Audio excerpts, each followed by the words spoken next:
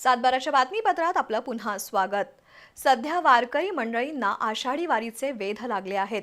करवी तालुक्यातील परिते गावातून दिंडी पंढरपूरच्या दिशेने मार्गस्थ झाली। श्री माऊली हरिपाठ सेवा भजनी मंडळाच्या वतीने हा दिंडी सोहळा उत्साहात पार पडण्यासाठी वारकरी बंधूंनी तयारी केली आहे। 12 दिवसांचा हा भक्तिमय प्रवास आषाढी एकादशी पूर्वी पंढरपुरात दाखल होणार आहे। करवी तालुक्यातील परिते इथल्या श्री माऊली हरिपाठ सेवा भजनी मंडळाच्या वतीने परिते ते पंढरपूर आषाढी पायी दिंडी सोहळा दरवर्षी आयोजित केला जातो। वैकुंठवासी ईश्वर आबा यांच्या प्रेरणेतून ही दिंडी अनेक वर्षांपासून भक्तिभावाने सुरू असून यंदाही मोठ्या उत्साहात सोहळ्याचं आयोजन करण्यात आलंय।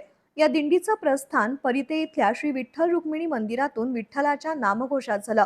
ही दिंडी परिते, कळंबा, हातकणंगले, मिरज, शिरढोण, जुनोनी, सांगोला, खर्डी, पंढरपूर अशा विविध ठिकाणी मुक्काम करत पंढरपूरमध्ये पोहोचणार आहे।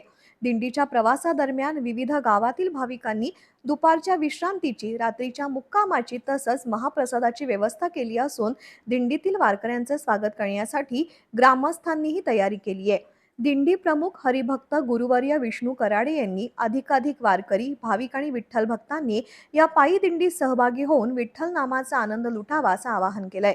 विठ्ठल नामाच्या अखंड गजरात, टाळ मृदुंगाच्या निनादात आणि भक्तिमय वातावरणात परिते ते पंढरपूर ही पायी दिंडी आषाढी एकादशी पूर्वी पांडुरंगाच्या चरणी पोहोचणार आहे।